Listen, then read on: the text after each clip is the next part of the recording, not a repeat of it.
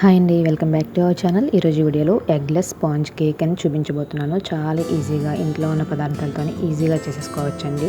ఫ్లఫీగా చాలా బాగుంటుంది. తప్పకుండా మీరు కూడా ఇంట్లో ట్రై చేయండి. ఎగ్స్ అయితే అసలు అవసరమే లేదు. సో నేను ఇందులో కర్డ్ అలానే బెల్లం కూడా రెండు మిక్స్ చేసి ఇలా కేక్ అయితే ప్రిపేర్ చేశాను. తప్పకుండా మీకు కూడా యూజ్ అవుతుందని అనుకుంటున్నాను. తప్పకుండా మీరు కూడా ట్రై చేయండి. ఎలా వచ్చింది ఏంటనే మాత్రం కామెంట్ సెక్షన్లో చెప్పడం మర్చిపోకండి. దానికన్నా ముందు ఫస్ట్ టైం నా వీడియో చూస్తున్నట్లయితే లైక్ చేయండి, షేర్ చేయండి, సబ్స్క్రైబ్ చేయండి. కింద ఉన్న బెల్ ఐకాన్ ట్యాప్ చేసి సబ్స్క్రైబ్ చేసుకోండి. దీనికి కావాల్సిన పదార్థాలు ఏంటో ఒకసారి చూసేయండి.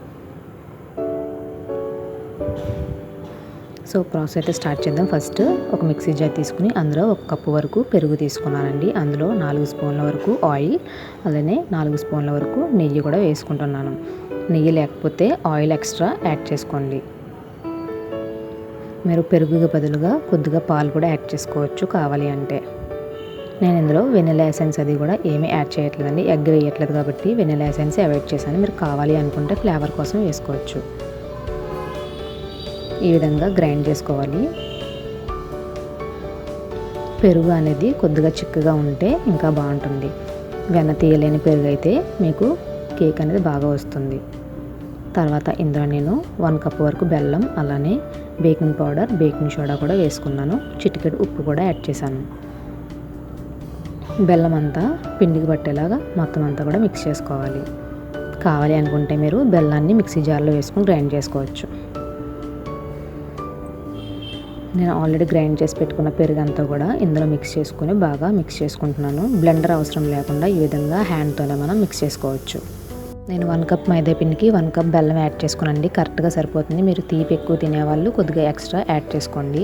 మనం ఈ బ్యాటర్ అనేది చేతితో మిక్స్ చేసుకునే కొద్దీ కూడా మనకి లూజ్ కన్సిస్టెన్సీ అనేది ఈ విధంగా వస్తుంది. చూసారు కదా ఎలా వస్తుంది. తర్వాత నేను ఫైనల్గా 2 స్పూన్ల వరకు ఆయిల్ యాడ్ చేస్తున్నాను. ఫ్రీడమ్ ఆయిల్ వేసుకున్నానండి నేనైతే. మీకు అవైలబిలిటీగా ఉంటే ఆయిల్ అనేది యాడ్ చేసుకోండి.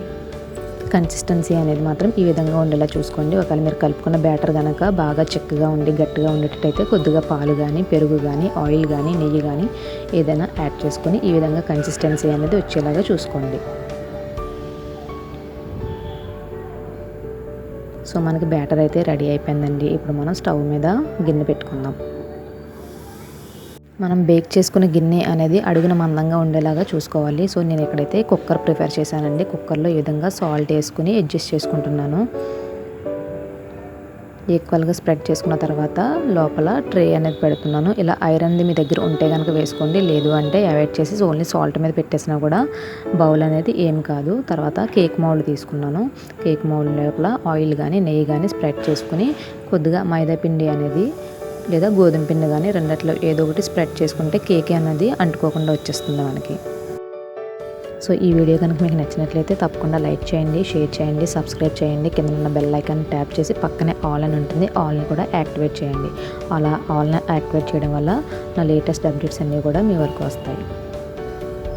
ఈ విధంగా మైదాపిండి అనేది స్ప్రెడ్ చేసుకున్న తర్వాత ఎక్సెస్ ఉన్న మైదాపిండి అంతా కూడా మనం రిమూవ్ చేసేయాలి. సో ఈ విధంగా రెడీ చేసుకున్న తర్వాత ఆల్రెడీ మనం తయారు చేసి పెట్టుకున్న మిశ్రమం అంతా కూడా ఇందులో వేసేసుకోవాలి. చూసారు కదా థిక్నెస్ అనేది ఏ విధంగా ఉందో. బాగా పలుచగా చేసేస్తే కనుక పీస్ అనేది మనకి కట్ అవ్వదండి, పొడి పొడిగా రాలిపోతూ వచ్చేస్తుంది. సో కన్సిస్టెన్సీ అనేది ఈ విధంగా ఉండేటట్టు మాత్రం తప్పకుండా చూసుకొని, అలాగని గట్టిగా అయిపోతే కనుక కేక్ పీస్ అనేది చాలా గట్టిగా అయిపోతుంది, తినడానికి మనకు స్పాంజ్లా ఉండదండి. తర్వాత కుక్కర్ నేను ఆల్రెడీ 5 మినిట్స్ ప్రీ హీట్ చేసుకున్నాను.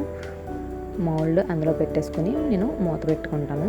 మనకి 25 to 35 మినిట్స్ వరకు ఈజీగా టైం పడుతుందండి. లో ఫ్లేమ్లో పెట్టుకోవాలి స్టవ్ అనేది. ఫస్ట్ హై ఫ్లేమ్లో పెట్టుకున్న తర్వాత లో ఫ్లేమ్ పెట్టుకోవడం అలా ఏమీ అడ్జస్ట్ చేయకండి. స్టార్టింగ్ నుంచి లాస్ట్ వరకు కూడా ప్రాసెస్ అంతా కూడా మనకి లో ఫ్లేమ్లో అనేది జరగాలి. చూసారు కదా టూత్ పిన్కి అయితే ఏమీ అంటుకోకుండా వచ్చేస్తుంది. మనకి కేక్ అయితే రెడీ అయిపోయిందండి. ఫైనల్గా ఇలా ఎడ్జెస్ అనేది ఒకసారి ఇలా కట్ చేసుకుంటే మనకి కేక్ అనేది త్వరగా రిమూవ్ అయిపోతుంది. సో నాకైతే కేక్ ప్రిపేర్ అవ్వడానికి 30 మినిట్స్ పట్టిందండి టైం అనేది. మీరు కూడా 20 మినిట్స్కి ఒకసారి చెక్ చేసుకుంటూ ఉండండి. చాక్ ఏదైనా టూత్ పిన్ కానీ పెట్టి అంటుకుంటుందా లేదని చెక్ చేసుకుని దాన్ని బట్టి స్టవ్ ఆఫ్ చేసుకుని కొద్దిగా చల్లారిన తర్వాత ఈ విధంగా రిమూవ్ చేసుకోండి. చూసారు కదా మనకి కేక్ అయితే చాలా బాగా వచ్చిందండి, చాలా స్పాంజీగా వచ్చింది.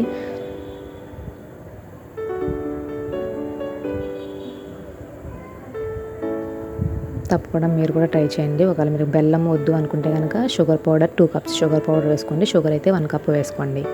తప్పకుండా ఈ వీడియో కూడా మీకు కూడా యూస్ఫుల్ అవుతుందని అనుకుంటున్నాను. మీకు కనుక యూజ్ అయితే కనుక తప్పకుండా కామెంట్ సెక్షన్లో మీరు కనుక ట్రై చేస్తే ఎలా వచ్చింది ఏంటనే మాత్రం నాతో షేర్ చేయడం మాత్రం మర్చిపోకండి. వీడియో నచ్చినట్లయితే లైక్ చేయండి, షేర్ చేయండి, సబ్స్క్రైబ్ చేయండి. కింద బెల్ ఐకాన్ ట్యాప్ చేసి సబ్స్క్రైబ్ చేసుకోండి. పక్కనే ఆల్ అని ఉంటుంది, ఆల్ని కూడా యాక్టివేట్ చేసుకోండి. చూసారు కదా, స్పాంజీ కేక్ మనం ఎగ్ లేకుండానే ఇంట్లోనే చాలా ఈజీగా ప్రిపేర్ చేసుకోవచ్చు. బర్త్డేలకు కానీ, ఫంక్షన్స్కి కానీ, యానివర్స్ డే కానీ, ఏదైనా కానీ మనం ఇంట్లోనే చాలా ఈజీగా ఒక హాఫ్ అన్ అవర్లో కేక్ అనేది ప్రిపేర్ చేసుకోవచ్చు. సో నాకు ఇక్కడ బేటర్ కూడా నేను యూస్ చేయలేదండి, ఓన్లీ హ్యాండ్తో మిక్స్ చేసి ఈ విధంగా వచ్చింది నాకు. సో మీకు కూడా తప్పకుండా వస్తుంది. ఒకసారి ఫెయిల్ అయినా సెకండ్ టైం తప్పకుండా మీకు కూడా వస్తుంది. తప్పకుండా మీరు కూడా ట్రై చేయండి. ఎలా వచ్చింది ఏంటి అన్నది మాత్రం కామెంట్ సెక్షన్లో మాత్రం చెప్పడం మర్చిపోకండి. Thank you for watching.